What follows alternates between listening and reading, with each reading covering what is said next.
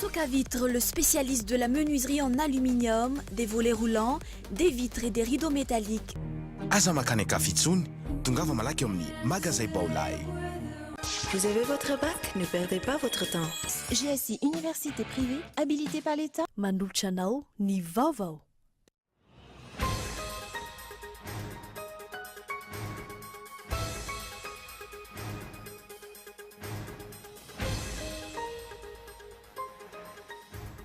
Maro amin'ireo andiny eo amin'ny volavolan-dalàna mikasika ny sata manokana no tsy akasitrahan'ireo solombavam-bahoaka sy ireo vondrokely politika samihafa nanolotra volavolam-pantsiny ity volavolan-dalàna ity ny piasan'ny komina Antananarivo renivohitra. Noho ny raharaha tsy mazava tsy maintsy anao tatitra momba ny fitantanam-bola ao Tsimbazaza ny Bran maharitry ny anteny miram-pirenena ny zoma izao. Tsy hita ny fototra ara-dalàna na nindrena ny lehibe ny faritra ny herinandro lasa teo. Ny fanindrena ny lehibe ny faritra izay voafaritry ny lalàna 4.4 tsipika aotraotra ray. Ity lalàna ity anefa izay efa nofoana ny lalàna 4.4 tsipika aotra roapolo ankoatrizay tsy misy eo amin'ity lalàna ity no milaza fa azo atao ny manendry lehibe ny faritra rehefa mbola tsy misy ny fifidianana.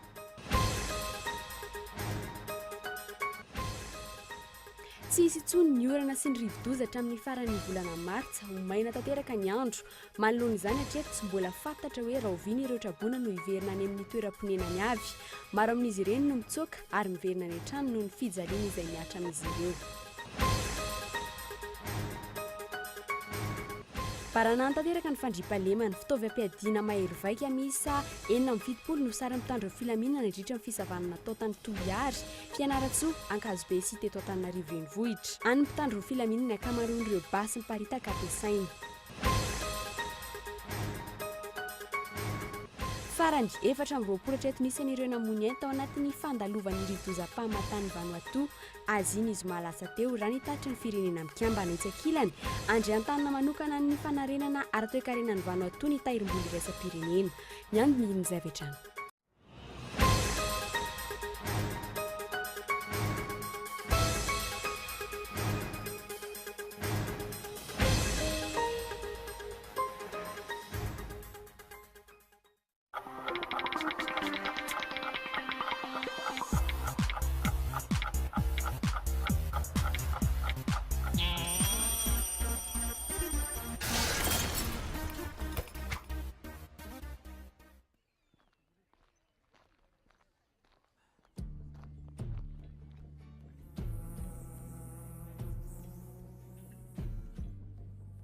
Raha tsy voatandrina tsara ny rano manomboka ny ampatsakana ka hatrao atokantrano dia mety ho feno loto sy otrikaretina isan-karazany. Teraka aretina maro ary mety hitarika hatramin'ny fahafatesana ny fisotroana rano tsy voadio. Ampangotrao na mampiasa suro na sodisy alohan'ny hisotroana ny rano. Socavitre en Outapenac, menuiserie en aluminium, rideaux métalliques, volets roulants, vitres, tôle,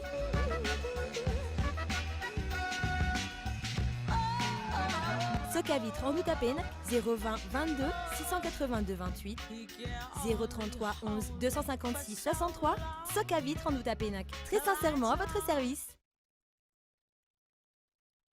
À l'occasion de la fête pascale, des nouvelles gammes de produits débarquent chez Baolay. Des produits performants possédant une polyvalence incroyable.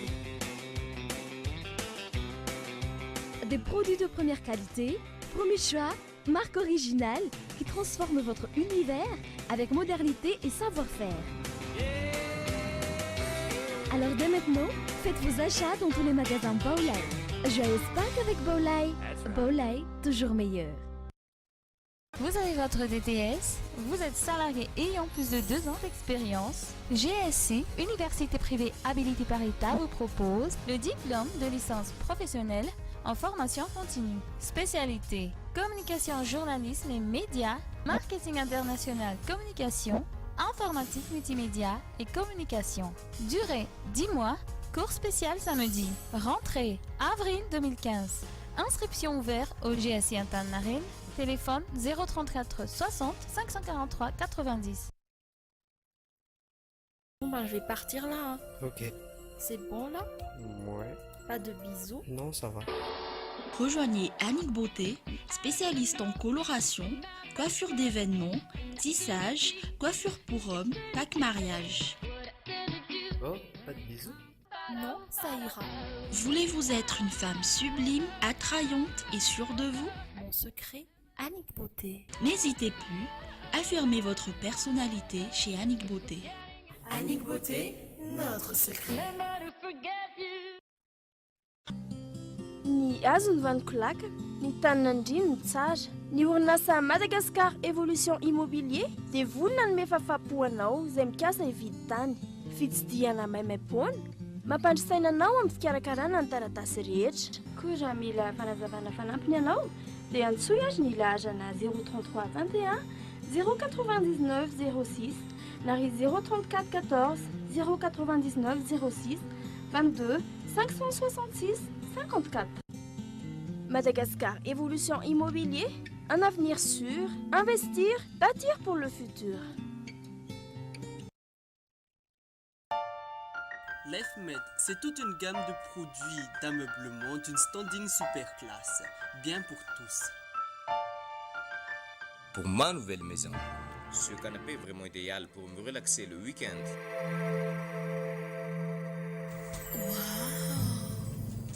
C'est tout à fait mon goût.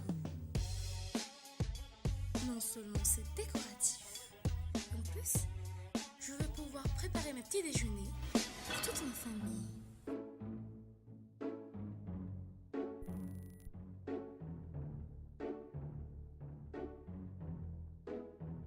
Même les enfants rêvent d'être grands. L'EFMED, à nous ça.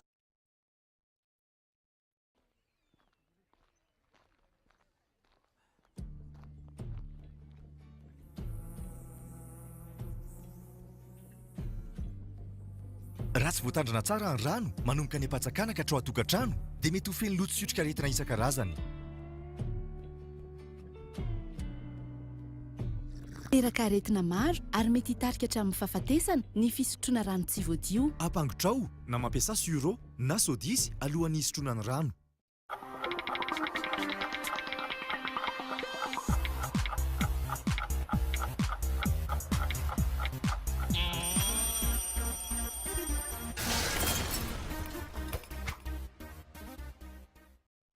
Ankasitrany ianao tomboky lasy tsy mivavy tsy misaraka amin'ny fahitalavitry ny Kolo TV miarabanao tonga tsy ato anatin'ny fotoana ny fampalamba vao manasanao ary anaraka izany hatramin'ny farany.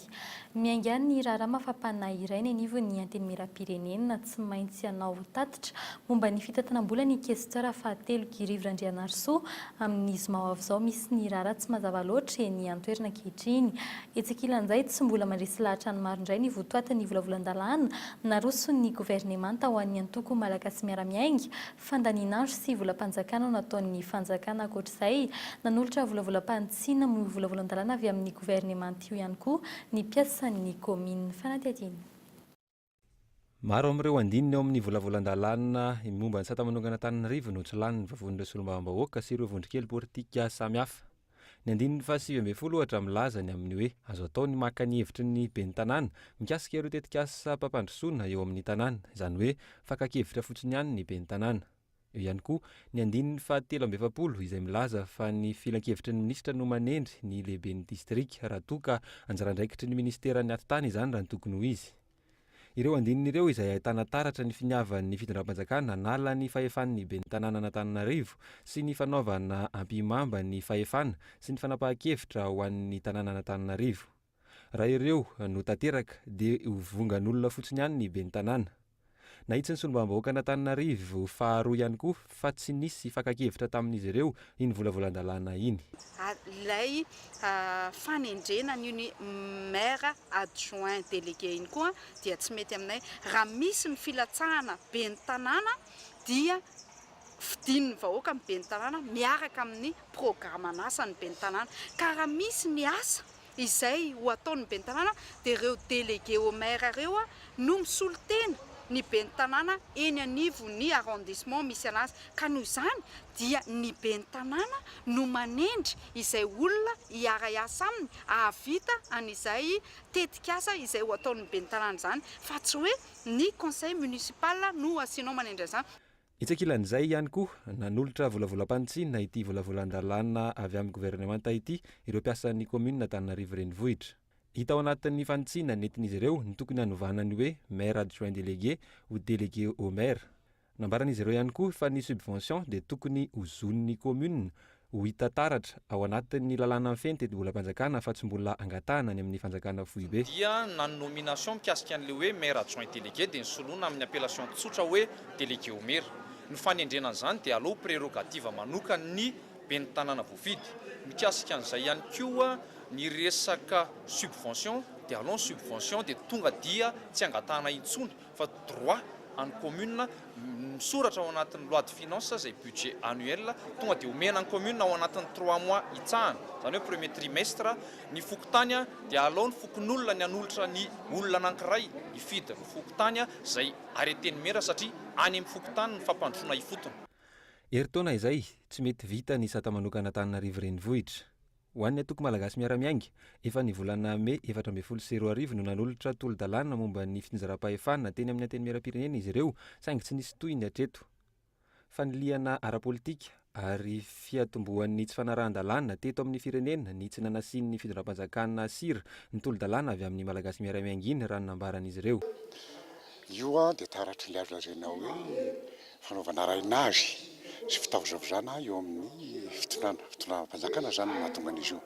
Ny antony dia tsy izay ihany. Efa tamin'ny heritaona izahay tamin'ny fivoriana natokana voalohany andinihan'izy io no efa nanao tolo-dalàna mazava tsara mihitsy.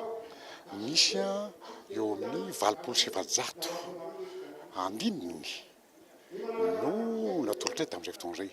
Entiny ilazana ny hoe voadinika nandritry ny taona maro izy io sy naritra. Saingy ny tena olana dia tsapatsaparety zao satria avy aty amin'ny malagasy miara-miainga ilay izy dia no indray tonga teo amin'ny fitondram-panjakana dia nodinatsita.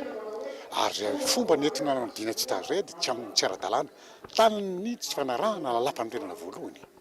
Hatreto ny vondrona parlementaire malagasy miara-miainga ihany no efa nahatitra volavolam-panitsinina tamin'ireo volavolan-dalàna nandalo teny amin'ny anteny miaram-pirenena araka ny andraikitra tokony ataon'ny antoko politika velona sy miasa amin'ny maha antoko azy. Na izany aza nefa mazava fa mbola tsy misy azo antoka ny hoaviny ity sata manokana ity. Isan'ny mampikatso ny fandinihana ity sata manokana ity ihany koa ny vaovao miaingany tsy mazaza momba ny fisian'ny fanodikodinam-bola ataon'ireo biro maharitra ankehitriny ka nanaovan'izy ireo fivoriana à huis clos. Misy tsy mazava ny fitantanana ny anteny miaram-pirenena ary tsy manaiky izany intsony ny député. Misy vola very sy nanjavina indray ve tsy maintsy anao tatitra ny questeur fahatelo Girivra Renarso vokatr'izany ny zoma ho avy zao. Mbola amin'izay pejy politika izay hatrany tsy fantatra mazava intsony izay lalàna hoentin'ny fitondrana manangana ny rafitra sy manendry ny olo ny repoblika fahaefatra very. Ao anatin'ny pitsopitso ny lalàna ny mpitondra tsy ara-dalàna ny fanendrena ny lehiben'ny faritra nataon'ny fitondram-panjakana farany teo lalàna 4 tsipika aotraotra ray no nentina nanao izany nefa ity lalàna ity ihany koa dia efa foana tamin'ny alalan'ilay lalàna 424 tsipika aotra 20 farany teo. Fomba fanao politika hoentina namafisana orina ny antokony ny fitondrana. Erinina Rabary. Inona ny fototra ara-dalàna nanendrena ny lehiben'ny faritra farany teo? Tsy fanarahan-dalàna hafa indray nataon'ny mpitondra fanjakana. Ny lalàna 2004-001 no mamaritra ny fepetra rehetra ahafahana manendry ny lehiben'ny faritra. Tsy izany intsony nefa no misy ankehitriny. Ny zava-misy efa tamin'ny taona 2024 no foana ity lalàna ity tamin'ny alalan'ilay lalàna 2014-020. Tsy hita ao amin'ity lalàna vaovao ity anefa ny hoe azo ataony mbola manendry lehiben'ny faritra vaovao raha toa ka mbola tsy misy lehiben'ny faritra voafidy. Izany hoe raha ny voafaritra io lalàna 2014-020 io dia tsy maintsy fidina ny lehiben'ny faritra. Voaingana nefa ny 12 volana marsa farany teo, izany hoe taty aorianany efa tsy mampanan-kery intsony ny lalàna 2004-001 nanendry lehiben'ny faritra maromaro ny fitondram-panjakana. Rehefa zohina izany dia nandika ny lalàna 2014-020 ny fitondram-panjakana tamin'ny fanendrena ireny lehiben'ny faritra ireny. Tsy tokony nisy intsony ny fanendrena taorian'ny ny andanina ny lalàna faran'io izay tsy misy ny disposition transitoire milaza fa azo tendrena ny lehiben'ny faritra raha tsy mbola voafidy. mandeha anjambany fotsiny ve ny fitondram-panjakana ankehitriny. Efa voakina mafy ny lehiben'ny faritra Vakinakaratra teo aloha izay nahasana mpiasa ny fahefana mahalehiben'ny faritra azy nitaky ny vola tamin'ny orinasa 12 tany amin'ny faritra Vakinakaratra hanaovana ny assise régionale ny HVM izay nafara tamin'ny Savorovory noho ny resaka sakafo ny alahady teo araka ny vaovao maro avy any toerana. Misy korotana satria ohatrany hoe tsy ampy ilay sakafo nizaraina tao zany e. Tsy ampy ilay izy mety preuve voan'olona 10 000 personnes nefa 12 000 olona tonga tao ary sy filazany zareo. Preuve voan'olona 10 000 personnes nefa 12 000 teo eo ny tonga tao. Tena nisy olona samy mihitsy nibata vilany nefa many le olona fototra ny olona zany amin'ny niady sakafo. Batainy zareo ny vilany, nifandoritana le vary matambola vary fotsy hoe dia nirofina ohatrany hoe mety niadivana sakafo zany. Nisy samy olona tsy nahazo sakafo eo amin'izay koa efa avy eo volana na tena hoe omena vola satria ohatra nisy nampanantena hono zareo hoe omena vola. Mipoitra indray ankehitriny ny fampiasan'ny atoko ireo ben'ny tanàna ankehitriny hiantso ny mponina amin'ny fanolorana ny kandida ben'ny tanàna HVM any amin'ireo komuna ambanivohitra samihafa. Aizany lalàna izany ve no hoe tany-tandalàna entin'ny tahotra ara-politika ary ve zany ny fitondram-panjakana ka manadino ireo lalàna nivoaka ireo samy ny manao letrezana amin'izany. Antony mahatonga ny mpamakafaka politika maro ankehitriny mamerimberina ny hoe mpitary-bady filambava ny mpitondra fanjakana ankehitriny. 17 martsa 2024 mitsingerina androany 17 martsa 2024 enitaona katrika androany no nanoloran'ny filoto aloha Marc Ravalomanana ny fahefana tany amin'ny miaramila amin'ny famaofao ihany ny resaka mikasika ity fametra-pialana nataony ity hatramin'izao ny tenany sy ny mpanarady azy milaza fa noterenina nanao izany etsy ankilany kosa nefa ny mpitolona tamin'izany fotoan'izany milaza fa tsy nisy noterenina ary manipika fa tokony mbola hitohy ny raharaham-pitsarana mikasika izay fanatediana. Koa tenaky fa ampagnindreny ny fanapahan-kevitra orasika dia ny fandravana amin'ny gouvernemanta ary ny fanolorana ny fahefana ananganana directeur militaire.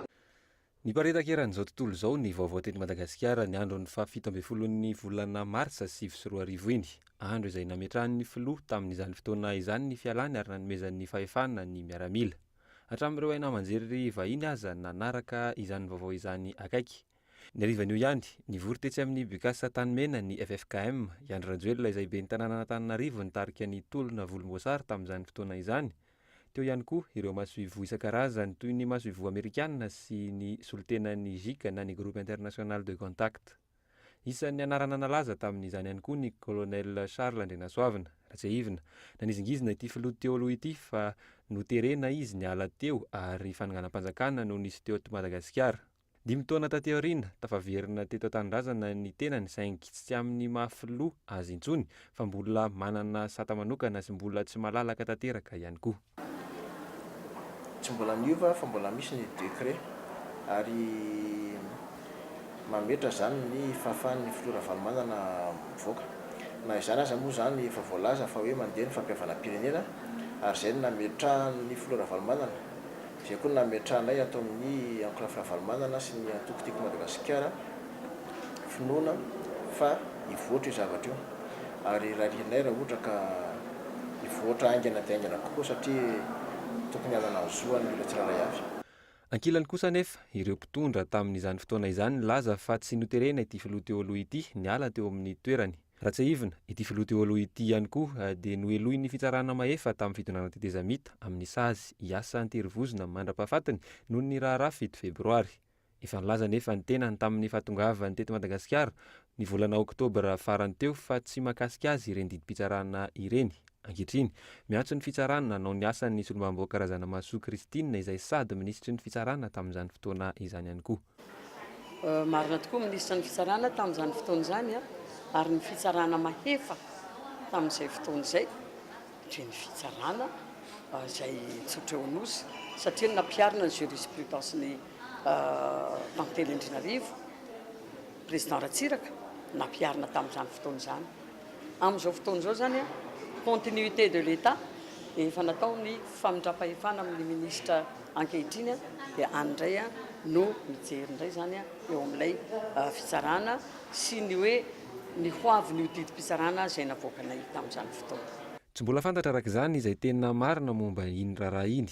Ho an'ireo mpitolona izay nitady fanovana tamin'izany fotoana izany kosa, ny filoha Marc Ravalomanana no nandika ny lalam-pandrenana ary namoaka any Madagasikara tao amin'ny rafitra manaraka ny lalam-pandrenana rehefa nanome ny fahefana ho an'ny tafika. Raha toa ka i Yvan Randrianasandratrinony izay filohan'ny Senat tamin'izany fotoana izany no tokony ho nomena fahefana raha ny voalaza ny lalam-pandrenana. Ankehitriny, miantehatra amin'ny fampiavanam-pirenena ny filoha teo aloha Marc Ravalomanana amin'ny famafantsy sy ny fanafahana azy madiodio. Vaovao mikasika ny fantanterana ny fifidianana kosa indray tsy hanova ny datim-pifidian'ny fanapetraka. Ny Vaomiera mahaleo tena mikarakara ny fifidianana ny senita raha nambara ny filohan'ity rafitra ity androany. Mbola tsy misy kosa ny didim-panjakana amerenina ny volefana aloha ny taona 14 tamin'ny antoko taratasy filatsahako vidiny io maraina io, nanaovana ny fampahafantarana ny antoko politika ny antoko taratasy ilaina amin'ny fifidianana kominaly teny amin'ny foibe ny senita. Ny andindin'izay avy hatrany. Tsy iova ary tsy emotra ny datin'ny 17 Jolay anotanterana ny fifidianana kominaly araka ny nambara ny filohan'ny senita Ralay Arliva Andrinamamy androany. Io no efa napetraky ny lalàna ary anao izay anotanteraka izany ny senita raha ny fanazavany hatrany. Tsy mbola nisy hatreto ny didim-pitondrana mampanankery ny daty voatondro anomboan'ny fametrahana antoko taratasy filatsahako vidiny raha toa ka raha ampitso 20 Marsy izany daty izany. Kasika ny 17 Juillet no fantatra izay dia mampatra ny didy mandalana na avoaka ho anankely amin'ny tany fantatana. Dia araka voalaza tao zany, voalaza voatao dia io momba ny décret anankiroa tao, iray amin'ny conseil des ministres, iray amin'ny conseil de gouvernement. Reo zany aminay no didy mandalana manankely aloha hatreto. Isan'ny ny antoko sy ny vondrona politika amin'ity fifidianana ity ny mikasika ny lalàna mifehana Antananarivo. Ny fametrahana ny lalàna mikasika ny fitsinjaram-pahefana no tokony hapetraka mazava mialohan'ny hirosona amin'ny fifidianana hisorohana ny kajikajy politika. Ny mponina Antananarivo dia inoako fa manana izay fomba fijery izay hoe aoka mba iray Antananarivo. Fa raha hoe ny tombontsoa sy ny kajikajy politika no entina andrafetana lalàna ampizarazarana ianay amin'ny vovondrona mapara dia tsy afaka ny iombon-kevitra amin'izany zay ary toerinay eo anivony anteny miera amin'ny lafiny rehetra. Araka izany hiezaka ny anotanteraka ny fifidianana kominaly amin'ity taon'ity ny senita. Volavola mitetina $10,000 no tsy ampy amin'ny fantanterana izay fifidianana izay. Tsy mbola fantatra ihany koa izy ahitany vola io hatreto, 4 bolana mialohan'ny fifidianana ary 3 volana mialohan'ny fampelezan-kevitra. Androany nampahafantarana ny antoko politika ny ambangivanginy amin'ny fantanterana fifidianana io sy ny adefitra manodidina izany. Raha tahirim-bolam-panjakana tsy ara-dalàna ny fikasana hamoaka vola tao amin'ny tahirim-bolam-panjakana ka nahatonga ny fihetsiketsehany mpiasan'ny tahirim-bolam-panjakana ho ny tale jeneraly vaovao inona ary no ataon'ny fanjakana anenjika sy anasazy ny tompon'andro ka nikasany anao izany sa hijerijery fotsiny ankilan'izay androany hatramin'ny zoma no hiasan'ny mpiasan'ny tahirim-bolam-panjakana tsy nisy fiovana ny fomba fiasa hatreto, tsy mbola tapitra kosa ny fidikonana raha ny fanazavana azo fanatetiny. Rano maraina, nisokatra ny varavaran'ny tahirim-bolam-panjakana rehefa nikatona nandritra ny 10 andro. Maro ireo olona niazakazaka naka vola mialoha. Noho io fanambarana io fa 3 andro ihany no ahafahana maka vola noho ny fitokonan'ny trésor. Araka ny vaovao ray, izay tsy maharay hatramin'ny zoma izao dia mbola fanontaniana ny ahazoan'izy ireo ny volany na tsy amin'ny herinandro ambony io. Kapobeny aloha raha ny fahitako ny fandraisan-zareo anahy manokana tao dia tsy nisy fiovana mihitsy ny asa nataon-zareo. Lesoma tsara mihitsy ny départ numéro tsara, nafinaritra mihitsy aloha Araka izany, ny tombo avy telo eny noho ny mahazatra rehefa andro voalohany fandraisam-bola tahaka izao ireo tonga ny lahatra teto amin'ny tahirim-bolam-panjakana teto Antaninarenina. Nisy ireo tsy nahazo ary iverina raha ampitso vao maraina be ilahatra vola eto. Mandray pension rapitso izy. Ny rapitso voavoaka le izy. Ratsaivina 10 andro lasa izay ny nanambaran'ny tahirim-bolam-panjakana fa fikasana amoaka vola 700 miliara ariary amin'ny fomba tsy ara-dalàna izay nataon'ny ministrim-panjakana Rivo Rakotovao no antony fitokonana teo anivon'ny tahirim-bolam-panjakana noho ny fanavaozana natao tamin'ny fomba fitantanana hatramin'ny taona 2024 ka nahafahan'ny fanjakana nandony karaman'ny mpiasa-panjakana sy namerina ny trosan'ny Madagasikara na dia tsy nisy fanampiana avy any ivelany azy. Hatramin'ny androany tsy nisy resaka hoe atao ahoana io ministrim-panjakana io na dia nikeny tale jeneralan'ny trésor vaovao aza fa tsy ara-dalàna ny fomba nikasany amoaka io vola io. Tsy mpanaraka ny lalàna reny ary tsy nanaiky an'izay ministra tsy nanaiky an'izay koa ny tahirim-bolam-panjakana manontolo Tahaka ny mpiasa-panjakana rehetra tsy tokony ho vitavita foana ny fikasana tahaka izany ary tokony handraisana fepetra entitra hoy ny KMF Knoe. Ary izay no teneninay le hoe tokony tsy hisy intsony ny andrakandrana fa tokony hiroso amin'ny fitsarana ny asa vitan'ny tompona ndraiky mpanjakana isan'ny tokony zany hoe ireo le ministera isa tsokajiny ireo zany dia tokony hisy tombanezaka atao isaky ny 3 volana na 9 volana farafahatarany araka ny efa niteneninay satria misy ministra efa atao hoe rotaona laza herintaona mahery zany teo amin'ny toerana io dia zavatra tsy tokony hisy eo lanitsony zany zavatra zany. Andrasana izay ho fihetsiky ny filoham-pirenena hijery fotsiny sa handray fepetra ny zava-misy ankehitriny izay toa manamarina ny fitakinana nataon'ny vondron-gazety efa ho enim-bolana izao mitaky ny ialan'ity ministrim-panjakana ity sy ny namany vitsivitsy. Lafim-baovao fa kosa indray raikitra nikorotana teo amin'ny ministeran'ny varotra sy ny orinasa Shoprite dia tsy ambody vony io hariva io taorian'ny fitsirina nataon'ny ministera teo amin'ny toeram-pivarotana io roa herinandro lasa izay tonga teny an-toerana indray ny mpanao fitsirina androany. Baoritra 320 no tsy maintsy nalina tamin'izany saingy tsy nentina men'ny taratasy famoahana izany ny teo anivon'ny ministera raha ny fanazavana azo miendrika fanapara-pahefana izany io ny teo anivon'ny Shoprite nisy ny teratany Afrikana Tatsimo no tsy faly tamin'ny fihetsiky ny ministeran'ny varotra androany fanampanazavana. Tamin'izay fotoana izay zany mba nangataka hoe mba ameo mombamomba anareo dia zavatra nahafalindrareo fotsiny momba fanjakana izy nisy niteny mihitsy ara moa hoe izaho matotonga eto dia fanjakana fa tsy ny anarako ka ianareo no tokony manaraka ny procédure anay fa izay tsy voatery anaraka dia izay ny teny hoe izany moa tenenin'ny directeur anay teo hoe zay ara mamoaka entana ato raha ohatra hoe misy échantillon avoaka manao taratasy zay satria mivoaka atao amin'ny entrepôt mazava ho azy zany raha ny miresaka raha tonga ny auditeur na ohatra zany tsy maintsy misy contrôle dia aiza hoe inona ny voan'leto entana leto zay zany mba nangatahanay hoe iza ny namoaka ny entana dia zay nakana ny coordonnier. Tsy nahazoana fanazavana kosa moa teo anivon'ny ministeran'ny varotra raha nanontaniana ny mikasika izay raharaha izay. Fa ivadika lafim-baovao kosa indray isika fokontany roa misy traboana mandidina ny 700 indray no notsidihiny ny fikambanana fity androany sakafo feno vary sy laoka kobaina ho an'ny zaza ary aorita natolotra ity fikambanana ity ho an'ireto traboina ireto fokontany isan'ny be traboana teto Andrenivohitra ny fokontany atao madinika sy Vandry Ambody Voanjo ny arahana ny asa tamin'ny orinasa tsy miankina iray izao fanomezana fanampiana izao ary tsy nisy fanelanelalana tamin'ny rafitra isan-tsokajy ny fanampanazavana. Ny hita aloha dia hoe tena naona ilay traboina dia faly tokoa zareo ireo isak'izay toerana nitsidihanay zany dia mankasitraka indrindra ny association moa zany izy dia nahafaly azy ilay zavatra nentinay satria tonga dia mivantana tanteraka any amin'ny traboina tsirairay avy dia na satria na ny fitaovam-pihinanana na fitaovana fandrahoana ary dia tsy nisy maro dia efa tsy nanana an'izany intsony. Eo amin'ny lafiny fandriam-pahalemana araka ny fanarahinao tany anatin'ny lohatenim-baovao fitaovam-piadiana mahery vaika misy sahina amin'ny 70 no saron'ny mpitandron'ny filaminana nandritra ny fisavana natao tany Toliary Fianaratsoa Ankazobe ary teto Antananarivo Renivohitra mbola mitoy ny fisavana ireo pasy ireo na izany aza mitoy ihany koa ny fanafiana amin'ny tampiadiana eto amintsika ny faran'ny herinandro teo tokantrano efatra teny Ambohimamoritao sy no lasibatry ny jiolahy vola fahita lavitra lektora sy ny maro hafa no lasan'ny jiolahy miisa 12 fanadidina tanterahiny eto Andretsilavo.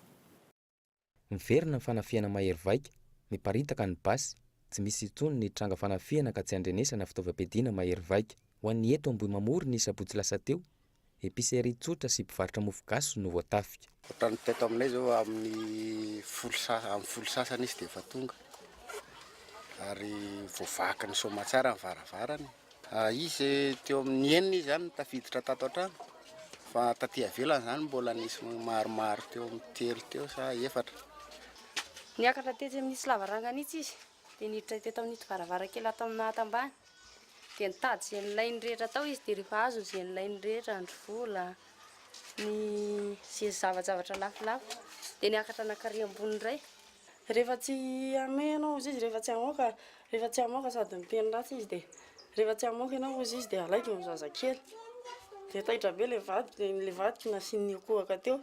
Mihoatra ny folo ireo jolana nafika ireo izay samy manana fitaovam-piadiana mahery vaika avokoa. Isan-taona no misy tranga tahaka izao ety.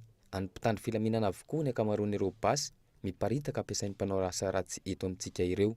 Ny tany Fianaratsoa ohatra, araka ny tatitra nataon'ny zandary androany, miisa 7 ny Kalashnikov AKM matratra, MAS 36 miisa 5 ary pistolet automatique iray. Tsy ireo ihany, nisy munition na bala vitsivitsy ihany koa, fusil à pompe 2 ary fusil de chasse 320. Tany Akazobe araka ny tatitra hatrany, basy mahery vaika maromaro sy pistolet automatique iray ary fusil de chasse 5 sy basim-borona 5.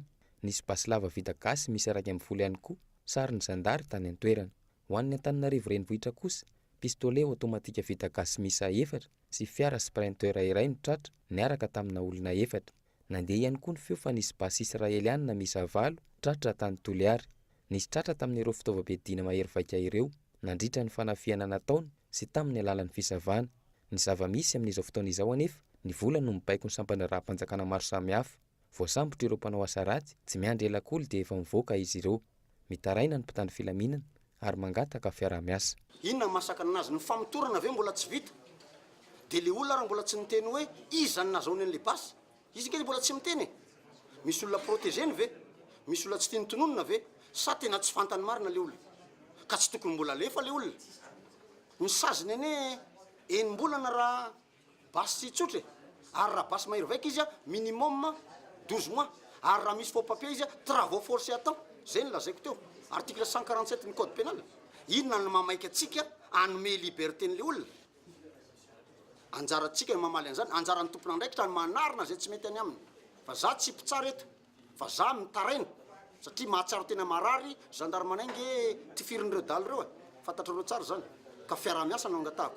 Baranany tanteraka ny fandriampahalemana eto amintsika raha basy no resahana. Misy lesiko ihany koa ny fiarovana ny sisitany ka tsy voara-maso intsony ny mivoaka sy miditra eto Madagasikara. Fa omaly nanao tatitra ny mpitandro filaminana fa nisy teratany vahiny irakianina tratra niaraka tamina passeport sandoka teto amintsika. Izany hoe efa eto an-tanindrazana voatsikaritra ny fisian'izy ireo.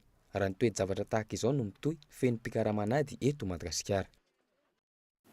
Vaovao mikasika ny toetry ny andro kosa indray tsisy intsony ny orana sy ny rivo-doza hatramin'ny faran'ity volana martsa ity maina tanteraka ny andro mahalonjany hatreto tsy mbola fantatra hoe raha oviana ny traboana no hiverina any amin'ny toeram-ponenany avy maro amin'izy ireny no mitsoaka ary miverina any an-trano noho ny fijaliana izay miantra amin'izy ireo arak'izao fanadihadiana tanterahiny Michel Arina ary John izao. Nanomboka ny volana Oktobra andro ratsy miisa 1.10 nandalo ny ranomasimbe indiana 7 amin'izy ireny no nahafeno ny fepetra maharivo-doza ary nahazo anarana. 3 kosa no tsy nahazo anarana. Tato anatin'ny herinandro niova ny toetry ny andro eraky Madagasikara. Mbola ao anatin'ny fotoana ny fahavaratra hatrany anefa isika raha ny fanazavana azy teny amin'ny sampana mamantatra ny toetry ny andro. Amin'ny ankapobeny zany ny mandrafitra mety toetry ny andro sika ny fisian'ilay anticyclone zany hoe faritra misy ny tsindrin'ny atmosfera ambony izay dadasika ao atsimo-atsinana Madagasikara. Izany hoe na izany ary nefa mbola ao anatin'ny fahavaratra tanteraka sika satria ny saison cyclonique faran'ny volana avril vao tena tapitra tanteraka. Raha ny vinavina aloha mety raha ny statistika zany mety tsy hisy tsony. Tarehimarika ara-tarehimarika zay teneniko zay. Arak'izany tsy hisy rivo-doza andalo intsony eto Madagasikara hatramin'ny faran'ny volana Martsa.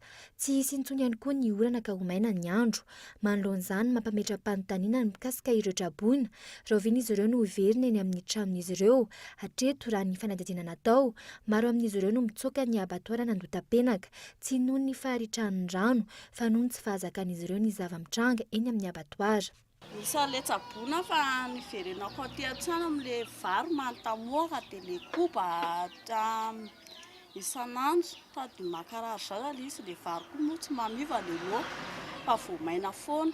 Telo andro maninitra zay tany tsy nisy raha tany tsy nisy ninninina amin'ny hariva vao misy vary masaka zaraina le tandro koa ho an'ny ankizy dia tsy tantika aloha le izy zany tenako efa antitra dia nalaoko mody taty an-trano. Iverenantsika ao anatin'ny fandarana alalino amin'ny alahady heriny ny porofo rehetra sy ny antsipiriny ny fizarana fanampiana sy ny fomba fiainan'ireo traboana ankehitriny. Tsy nanome vaovao momba izay fitarainan'ny mponina izay anefa ny BNGRC rehefa nanontaniana. Ny zava-misy na dia efa efatrandro azy izao no tsy nisy ny orana mitarasika ny fiainan'ny rano eny amin'ny faritra maro eto an-drenivohitra. Izay ny vaovao teto an-toerana fa hivadika amin'ny maresaka avy any ivelany sika 4 hatreto no namony enta tamin'ny fandalovan'ny rivo-doza PAM tany Vanuatu any Azia ny zoma farany toerana hitatitry ny firenena mikambana ina hiakatra isaran'izy io no ny amafiny ity rivo-doza ity izay sokajiana ho isan'ny avo indrindra itsakilan'izay andriantanana manokana amin'ny fanarena ara-toekarena ny Vanuatu ny tahirim-bola iraisam-pirenena na ny FMI fanadidina amin'ny sarin'ny France 24. Saratra ho an'ny mpamonjy vona ny hiditra antsehatra manoloana ny fandalovan'ny rivo-doza PAM tany Vanuatu tamin'ny zoma lasa teo. Nanao antsoavo ho an'ny vondrona iraisam-pirenena ny filoha any Vanuatu. Saratra ny fivezivezena any toerana. 700 ny fodrafitrasa sy ny lalana ao Port Vila no simba tanteraka. Efa tonga tao amin'ny Port Vila ny fanampiany saingy lasa anjorom-bala ny any amin'ny faritra tahaka ny faritra Tana izay ahitana mponina manodidina ny 700 eo. Nandritra ny fitsidiana anabakabaka natao, tsikaritra fa simba tanteraka ireo trano sy fodrafitrasa tao amin'ny tanàna io. 5 alina sy 1 hetsy ireo olona voakasika ny rivo-doza PAM, ankizy ny 5,7 alina amin'izany. Mitovy amin'ny fahavoazana nandritra ny Super Typhon Ewen tamin'ny Novambra 13 ny tranga any Vanuatu raha nitaty ny fikambanana tsy miankina iray any toerana. Mbola hitombo ny isan'ireo namony ainy, isan'ny anton'izany ny fianiky ny aretina. Loza mitatao an'ny mponina izany ka tsy maintsy afengana ny fanampiana. Efa nanolotra €5 tapitrisa euro ho an'ireo traboana ao Vanuatu ny Royaume-Uni. 3 alina sy 7 tapitrisa $, avy amin'ny Nouvelle-Zélande. Mitetina 3 faingenana tapitrisa euro ho an'ny Australie. Andray an-tanàna manokana ny fanarenana, ara-toekarena ny Vanuatu kosa ny tahirim-bola iraisam-pirenena na ny FMI. Maro amin'ny andin'ny volavolan-dalàna mikasika ny sata manokana no tsy ankasitrahy ny solombavambahoaka sy ny vondrokely politika samihafa. Nanolotra volavolam-pantsiana ity volavolan-dalàna ity ny mpiasan'ny komina Antananarivo renivohitra 17 martsa sy 20, 17 martsa 20 ny taona katrik'androany no nalora ny filotaloha Marc Ravalomanana ny fahefana tany amin'ny miaramila. Ny mikasika ny taom-baovao malagasy kosa indray no resahina ao amin'ny fandarana tafatafa rampitsy hitondra ny heviny izany hitovy mpikaroka sy mpandalana tantara malagasy miaraka amin'ny ankoay tanora mpandala ny kolotsaina malagasy. Araka ny fanambaranao teo tsy sintsony ny orana sy ny rivo-doza hatramin'ny farany ity volana martsa ity omena tanteraka ny andro. Mbola ao anatin'ny voninandro-pahavaratra no misy atsika nefa amin'izao fotoana izao na tsy eto Antananarivo aza ny rotsakorana somary mahazo vahana zany any amin'ny faritra Atsinanany nosy indrindra fa ny Soanerany Vongo izay hoentina maranana ny fampahalalam-baovao amin'ny ity anio ity veloma tompoko.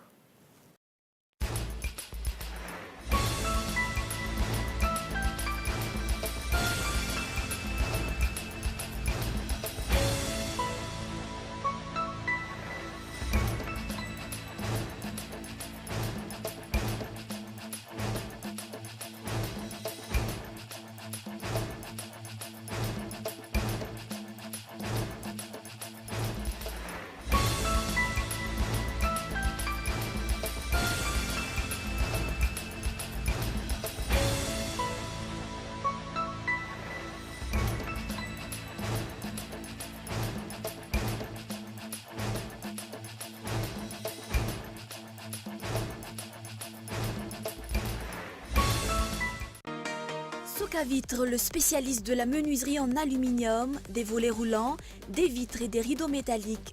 Aza makany akafitsony, tongava malaky amin'ny magasin Baolay. Vous avez votre bac? Ne perdez pas votre temps.